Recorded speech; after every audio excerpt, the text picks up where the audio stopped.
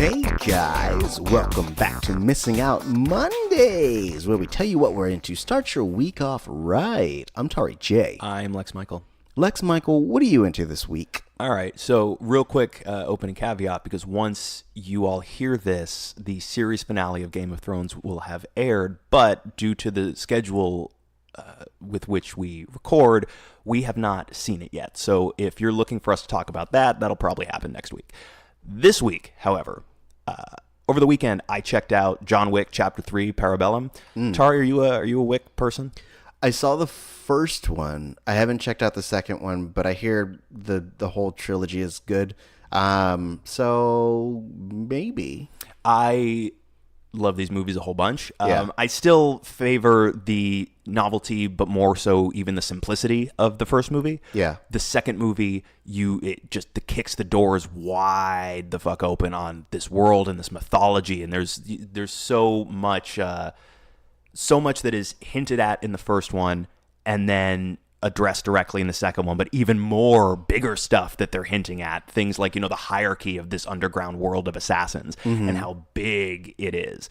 And once you get to the third movie, I won't spoil it for you or anybody who's listening, but once you get to the third movie, John Wick is in a position where it's him against the world, sort of.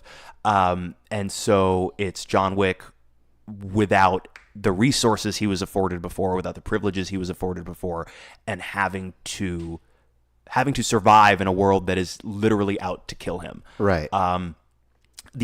There's far, far, far more action in this one than I think, certainly in the second one. And the action sequences are so much bigger, so much lengthier, so much gnarlier. I think there's more gore in this movie. Like, the first two are very violent.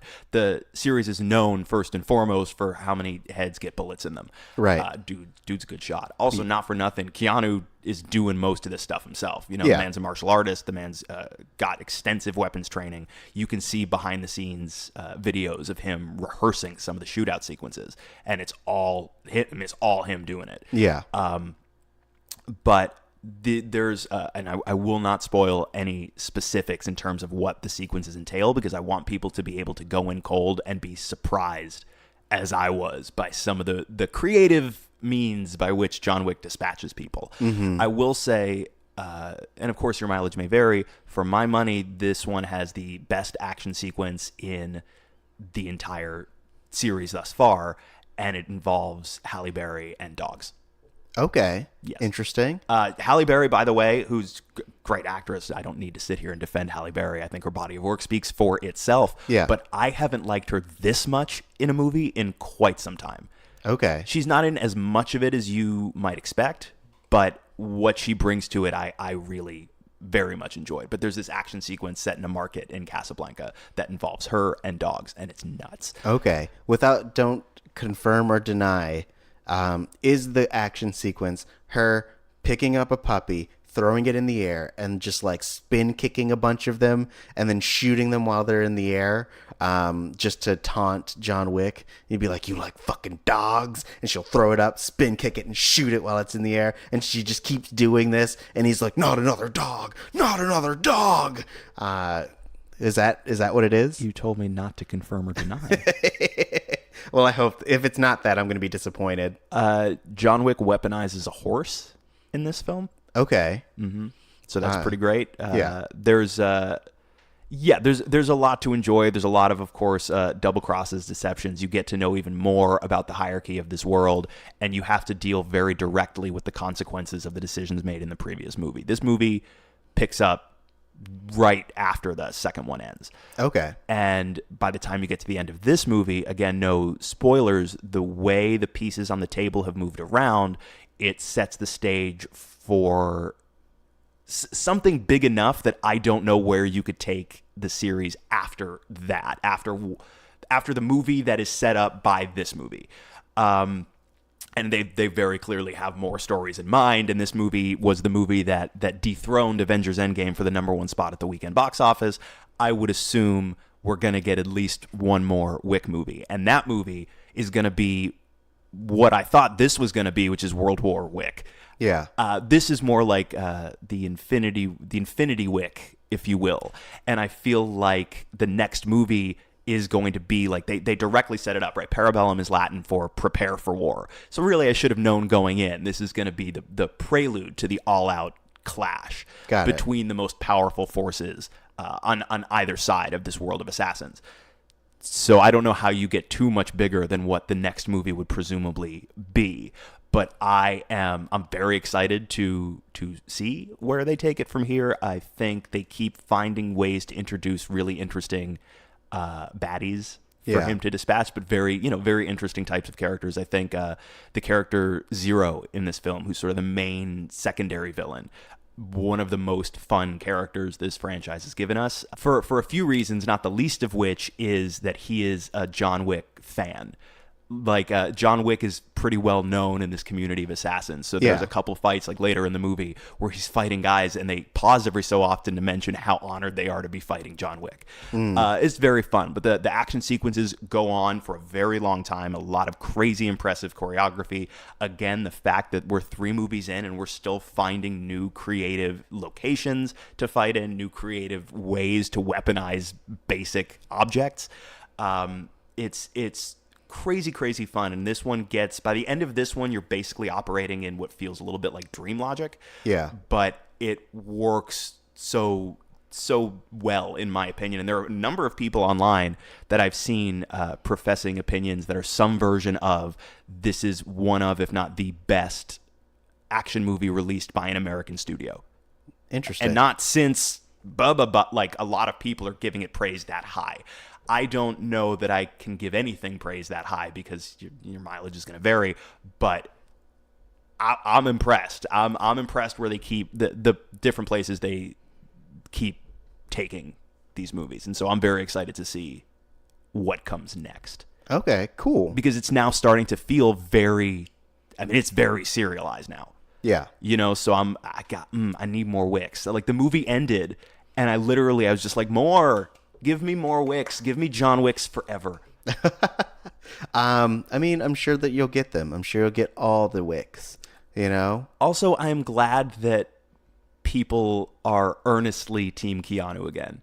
Because for a while, when people talked about Keanu Reeves, it was just, he's a wooden actor or whatever. I'm glad that he has been, once again, fully and earnestly embraced by the people. Because it sounds like, by all accounts, he's a genuinely good dude. Yeah, like one of the most, I guess, profoundly decent people in the business is what I hear. Okay, I like it. Guys, check it out. I recently, my roommate introduced me to Nailed It. It's the Nicole Byer cooking show where it's a cooking competition. They get what I would describe as amateurs, and they present a really professionally created dish or like a pastry or some sort. So like sometimes it's cookie toppers, sometimes it's a cake, sometimes it's like a themed like dessert. And they try to have these amateurs recreate it, and with the best of their abilities. They have access to recipes, but sometimes they don't realize that they do. And so like you kind of see them struggling through it, and at the end they will reveal it and they'll go, nailed it, and it's usually a abomination of what it's supposed to be. And then they try it and it gets some fun commentary from Jacques, who's their like professional chef, Nicole Byer, who is a really fun, delightful comedian, and usually like a guest third person. So in season 3, which premiered this weekend, Felicia Day was in the premiere episode. I don't remember if she continues on because I only watched the first episode of the 3rd season so far. Okay. But it's really fun. I really like it, and her commentary is sometimes cutting. And like this one guy, for example, he was supposed to make a cookie top or like a cupcake cookie topper. So Okay. the top of the cupcake is like a cookie, and in the style of Avengers. So like some of them had different characters, and he spent his whole time like taking snacks and not really like cooking his things properly. And so at a certain point he like just stuck his cookie toppers into an apple and then put the apple in a cupcake like paper. And he's like, yeah, we're just making the cookie toppers. Like, it's about the cookie toppers. And they're like, no, you did a bad. That doesn't sound good to me. No, it's not bad. Like, they have little commentary bubbles that come up. And my roommate was telling me this is the first time that one of them said, don't do this. It's gross. So it's a really fun show. Like, it doesn't take itself too seriously. The judges are fun. I almost called them characters, but the real people are usually pretty fun as well. Like, you can tell that they're trying, but they know that it's not like they're gonna become the next Iron Chef. Right. So it's something you can watch really casually and just enjoy the fun. What do I call it? Shenanigans. Enjoy the shenanigans, bro. So yeah, guys, check it out. Shenanigans could really go either way. These are great shenanigans. Are they? The best shenanigans. Watch it. It's on Netflix. It's a Netflix original series. And support Nicole Byer because she's great too. She's very funny. All right, I'll check it out. Do it or I'll kill you. Is that extreme? That seems extreme. Is it? Okay. Well, then do it or I will be sad. Oh. And express my sadness by killing you. Oh. Was that too extreme? You had my sympathy for a hot second. Yeah. And just as quickly as you earned it, you ruined it all. Oh, okay. All right. I'm going to try one more time. Okay. And we'll see if it works. All right. Watch it. Otherwise, you'll really be missing out on a great show, which will make me sad, at which point I'll express my sadness by murdering you and your family. You definitely know what you like. You definitely got a bit of a one-track mind, but you're committed, and that's good. You have the strength of your convictions. Thank you. Yeah. Guys, let us know what you're into. You can hit us up on Twitter, which is Missing Outcast, MissingOutcast, or you can hit us up on our personal social media. What is yours, Lex Michael? I am on Twitter and Instagram at the Lex Michael. And I'm at Tauri Jay, TAURIJAY. And make sure to join us tomorrow. We're going to be talking about Videodrome. Long live the new Flash. Hell yeah. It is the 1983 written and directed film starring James Woods and Debbie Harry. Hell yeah.